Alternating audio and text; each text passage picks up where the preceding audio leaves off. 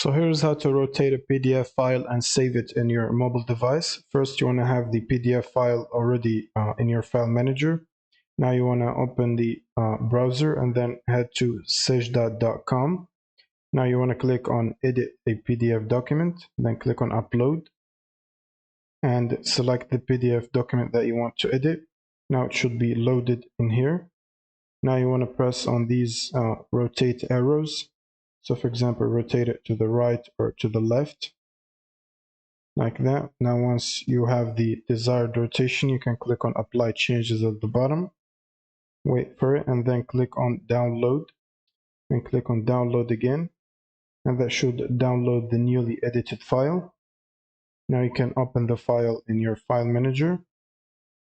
So you can go to file manager and open the new edited file. And as you can see, it's rotated. And that's pretty much it. Thank you guys for watching and subscribe.